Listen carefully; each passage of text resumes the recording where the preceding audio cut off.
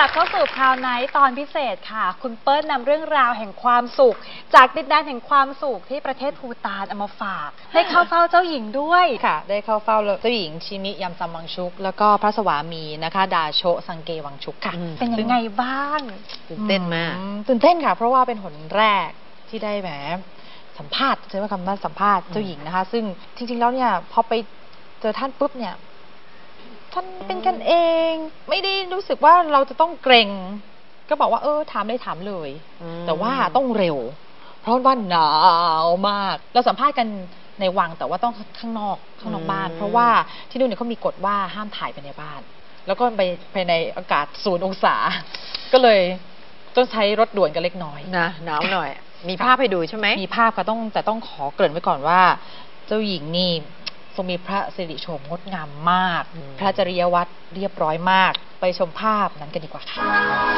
ตอนนี้นะคะป้าอยู่ที่หน้าพระราชวังโมติทังค่ะพราวไนท์พิเศษมากๆเราจะได้สัมภาษณ์นะคะเจ้าหญิงชิมิยำซัมวังชุกและพระสวามีดาโชสังเกวังชุกค่ะ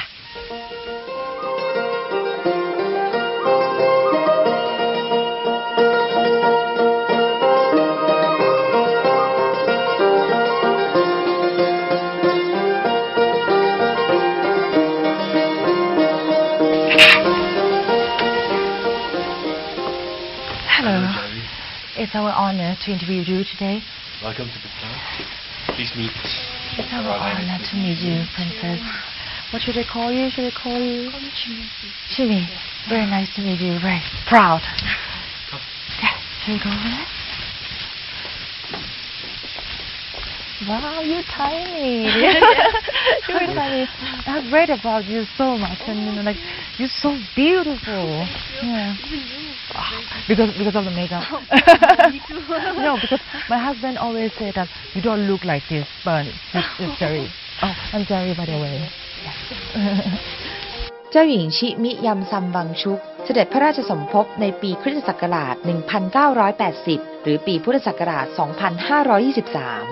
เป็นสมเด็จเจ้าฟ้าหญิงองค์โตของสมเด็จพระราชาธิบดีองค์ที่ 4 แห่งภูฏานและทรงเป็นพระพี่นางของสมเด็จพระราชาธิบดีจิกมี่เคซานำเกลวังชุกกษัตริย์ของภูฏานองค์ปัจจุบันเจ้าหญิงทรงสำเร็จการศึกษาระดับปริญญาโทจาก2 สถาบันดังของสหรัฐอเมริกาในสาขาที่แตกต่างกันคือด้านความสัมพันธ์ระหว่างประเทศและเศรษฐศาสตร์จาก Wellesley College ที่แมสซาชูเซตส์และปริญญาโทด้านการประชาสัมพันธ์ที่ Columbia University ในนิวยอร์กทรงสนพระทัยเป็นพิเศษเกี่ยวกับการทำงานเพื่อพัฒนาเด็กและเยาวชนในเดือนตุลาคมปี 2005 เจ้าหญิงทรงอภิเษกสมรสกับดาโชสังเกวังชุกซึ่งดาโชสังเกวังชุกนั้นเป็นบุตรหลานจากตระกูลนักธุรกิจและอุตสาหกรรมที่สำคัญของราชอาณาจักรภูฏานท่านสำเร็จการศึกษาในระดับปริญญาโททางด้านการบริหารและการจัดการสาธารณะจาก Columbia University ดาโชมีบทบาทในการให้ความรู้ความเข้าใจกับสื่อมวลชนในต่างประเท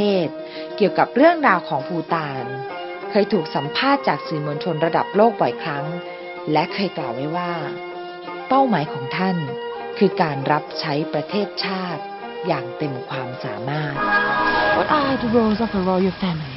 We all have different roles and responsibilities depending on our interests. So some of us are involved in welfare projects, poverty alleviation at the grassroots level, youth issues, women's issues, textile, legal institutions, farming, and environmental issues as well. But the thing is, it seems like, I have been here this is my 3rd day already. Everybody's happy. It seems like, like the Bhutanese, the priority of here is focused on happiness more than, more than the national products. Is it true? My father, His Majesty the 4th King, in the 1970s, after he became king, created the concept of gross national happiness as a development philosophy in Bhutan. And he believed that gross national happiness as a state policy was more important than gross domestic product. You can look at development models around the world, and our king, our 4th king, really believed that for Bhutan, looking at what went around the world was the economy the only thing that the government should develop, or was there something greater? And initially, yes, development in countries focused on people. And along the way, with so much focus on material economic growth, the focus has just been on the GDP. So that's when our young king early on realized that in Bhutan, gross national happiness is more important than gross domestic product. And like you said, Jari, you've been here for 3 days, and you've done a lot in 3 days. Yes. And you must have seen that in Bhutan, there's a certain level of contentment. There's a certain level of peace, inner peace that people have. And it reflects on outer peace. So this is how in Bhutan, even the government, all their plans, projects, policies, it has to be based on the principles and philosophy of gross national happiness.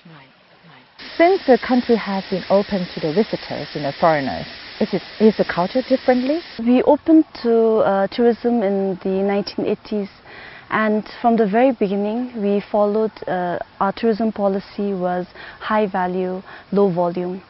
And because of this policy, we have attracted sophisticated travelers who appreciate our culture, our nature, and the pristine environment that Bhutan offers.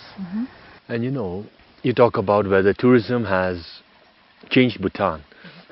Because we were so late in planning state national development plans as a state policy, the luxury we've had is look at models around the world and see what went right, what went wrong. So if you understand Bhutan, never colonized, one way of life. Because never colonized, one mindset. Predominantly everybody practices Buddhism, and a population of only 700,000. I think the whole population of Bhutan on a Sunday can fit into the amount of people that go into maybe MBK and come out. So because of this, like Her Royal Highness just said that very early on, when we opened up to tourism, the policy was high value, low volume. So because of this, we have some screening mechanisms in place whereby the traveler that comes to Bhutan is not looking for bars, clubs, disco, shopping malls, nightlife. They're coming to experience pure life. And I think because of our history, our culture, predominantly Buddhist, everybody practices Buddhism, and this is the experience. They come to Bhutan, which is an authentic experience, which you cannot find in London, New York, Paris, Milan, Bora Bora. So because of that, tourism has not defined us. We have defined how tourism should be in Bhutan. So our culture, our age-old traditions are very much intact.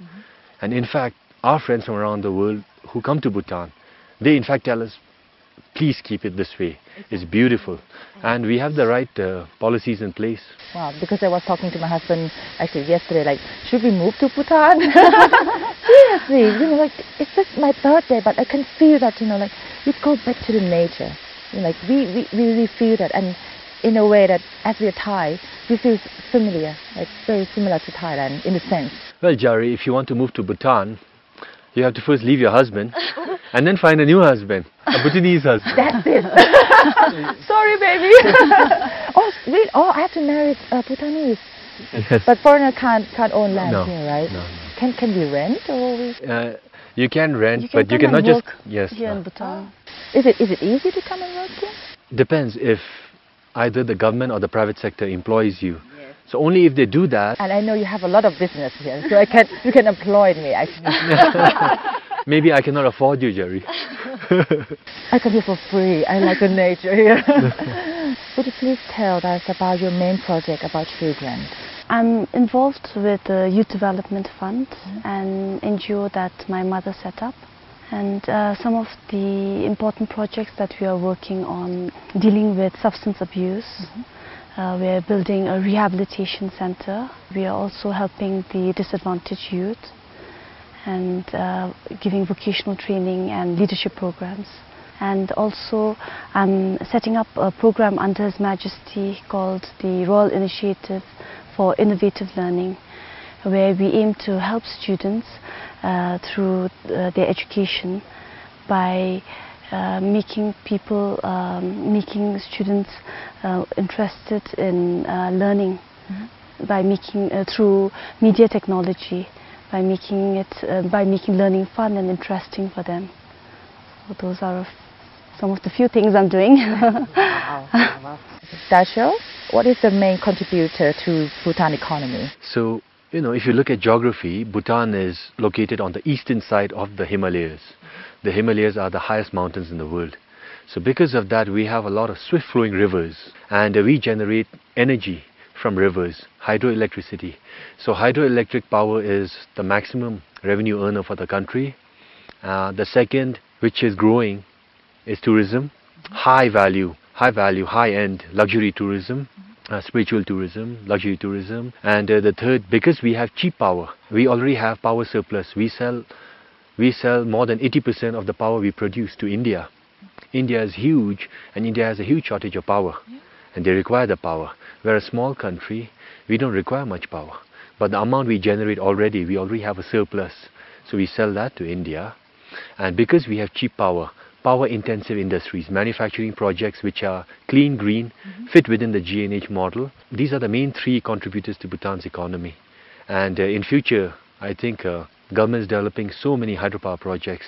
So it'll always be hydropower, second with tourism, third with power-intensive industries. And we are also going to be, all our agricultural produce is going to be organic. So I think the brand Bhutan, the world has really caught on Bhutan, for Bhutan, for our kings, for GNH, and because of that, the image and brand of Bhutan has gone up. So I think organic produce from Bhutan in future will have a premium.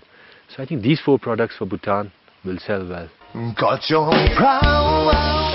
you have many good friends in Thailand. Yes. So when we are in Bangkok, our friends always, more or less, we're having dinners with them. We love living in Bhutan, the peace and quiet. But for 1 month of the year, we don't mind living, we don't mind visiting a city and enjoying city life as a family.